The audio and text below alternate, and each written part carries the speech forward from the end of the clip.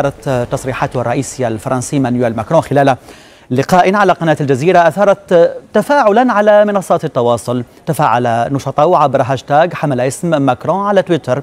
انقسمت الآراء فيه بين مؤيد لتصريحات ماكرون خلال المقابلة ومعارض لها، وأعاد مغردون تأكيد مطالبهم بسن قوانين تفرض احترام الرموز الدينية والاعتذار عن نشر صور مسيئة لرسول محمد صلى الله عليه وسلم، فيما أيدت التصريحات آخرون أيدوا تصريحاته واعتبروها توضيحا وكذلك طريقة للتهدئة. الرئيس الفرنسي كان قد استبق بث المقابلة على الجزيرة بمنشور وضعه على فيسبوك قال فيه: نسبوا إلي أقوالا عن الإسلام ووجهوا اتهاما باطلا إلى فرنسا، تابعوا مقابلتي على قناة الجزيرة مساء اليوم. تداول رواد منصات التواصل أبرز ما صرح به الرئيس الفرنسي مانويل ماكرون في حواره الحصري للجزيرة، إذ قال ماكرون إن الأخبار التي نقلت بأنه يدعم الكاريكاتير المسيء للنبي محمد صلى الله عليه وسلم هي أخبار كاذبة ومحرفة. وتبع ماكرون أنه يتفهم مشاعر المسلمين إزاء الرسوم الكاريكاتيرية، وإن الصحافة في فرنسا حرة، والصحيفة التي نشرت الصور ليست ناطقة باسم الحكومة. أنا أتفهم المشاعر التي يثيرها ذلك وأحترمها، ولكن أريدك أن تتفهم دوري هو أن أهدئ الأمور كما أفعل، ودوري في نفس الوقت هو أن أحمي هذه الحقوق. إيمانويل ماكرون أضاف أيضا أن هناك في العالم أناسا يحرفون الإسلام وباسم هذا الدين يقتلون ويذبحون، وأن المسلمين هم أول ضحاياهم.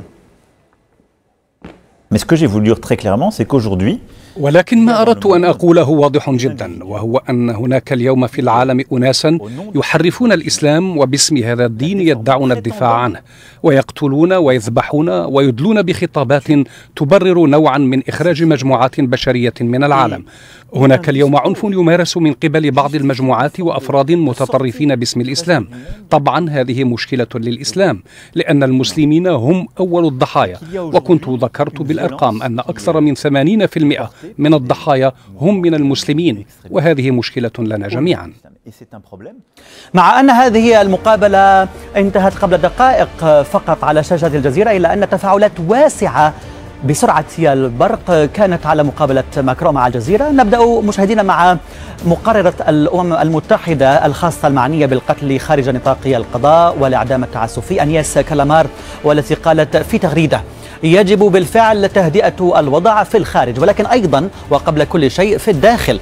خلاف ذلك أشك في أن هذا يكفي. يمكننا محاربة أعمال العنف المذهلة دون القيام بأعمال خلط. الباحث سهيل نخودة أيد تصريحات ماكرون وقال: لقد بين إيمانويل ماكرون المشكلة بشكل مثالي، هذه المرة مع الصحفي ميشيل روز الذي قال: أجرى ماكرون مقابلة مع قناة الجزيرة من خلال الوصول مباشرة إلى الجماهير المسلمة. يحرص ماكرون على مواجهة ما يراه سوء تفسير لتصريحاته الأخيرة عن الإسلام وشرح نموذج فرنسا العلماني الذي يساء فهمه غالبا. كما كان هناك عدد من الآراء عن تصريحات الرئيس الفرنسي هي مختلفة عن تلك التي عرضناها قبل قليل.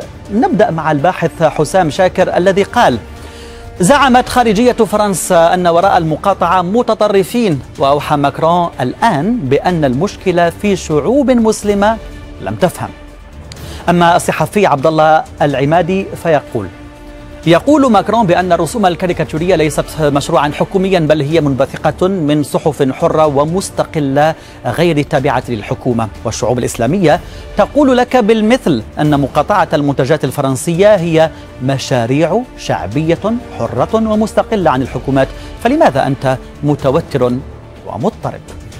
الناشط عمر مشوح قال: الإعلام للأسف يلعب دور الإنقاذ لأزمات البعض. ماكرون لم يعتذر والحكومة الفرنسية لم تتراجع، وكل هذه التصريحات هي محاولة لوقف مقاطعة المنتجات الفرنسية التي علمت فرنسا قوة تأثيرها. لا يجب أن تنخدع الجماهير بقفازات الحرير التي تغطي مخالب الذئاب الحاقدة، وختم بهاشتاج إلا رسول الله. حضر مشاهدينا في هذا السياق اسم رئيس الوزراء الكندي جاستن ترودو في قائمة التداول الفرنسية على تويتر، وذلك بعد تصريحات له قال فيها إن حرية التعبير ليست بلا حدود. وذكرت وكالة الصحافة الفرنسية أن ترودو وفي إجابته على سؤال عن الحق في نشر صور كاريكاتورية للنبي محمد صلى الله عليه وسلم على غرار ما فعلت مجلة شارلي إبدو الفرنسية، قال إنه سيدافع دائما عن حرية التعبير، لكن هذه الحرية ليست بلا حدود، ويجب أن لا تسبب إساءة بشكل تعسفي ومن دون داع لفئات بعينها. ترودو أضاف أيضا أنه من الواجب التصرف باحترام تجاه الآخرين والسعي إلى عدم جرح من نتشارك معهم المجتمع والكوكب بحسب تعبيره.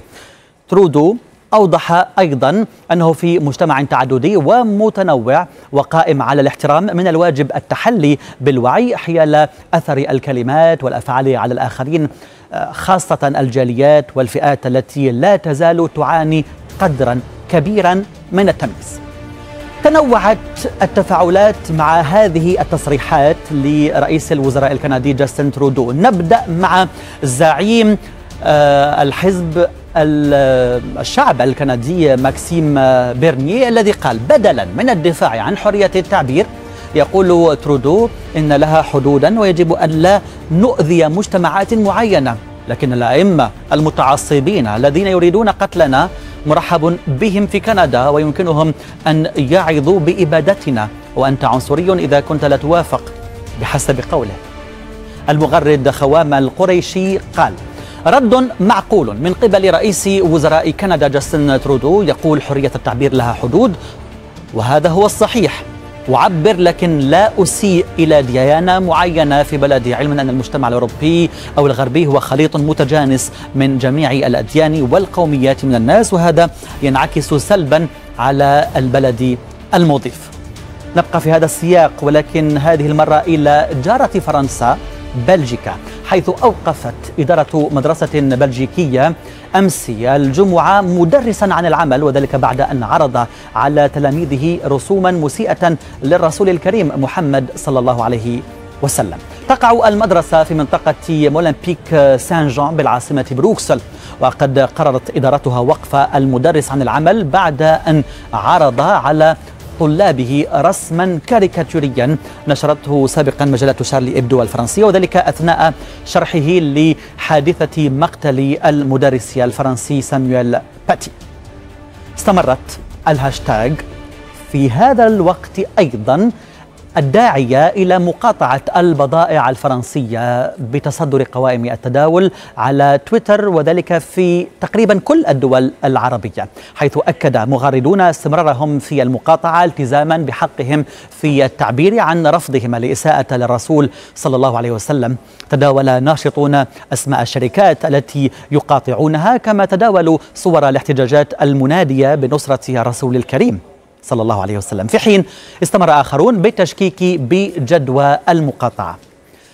تداول ناشطون مقاطع من مظاهرة لمئات اليمنيين في تعز كانت للتنديد بالرسوم المسيئة للرسول محمد صلى الله عليه وسلم، وكذلك بتصريحات الرئيس الفرنسي إيمانويل ماكرون.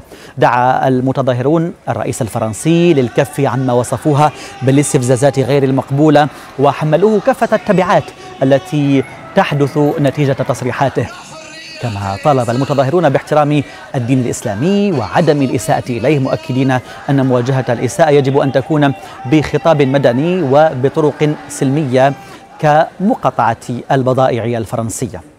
في الحقيقة الكثير من الخرجات المتشابهة، من بينها تلك التي نفذها فلسطينيون في مدينة رام الله تنديدا دائما بالرسومات المسيئة للرسول الكريم محمد صلى الله عليه وسلم.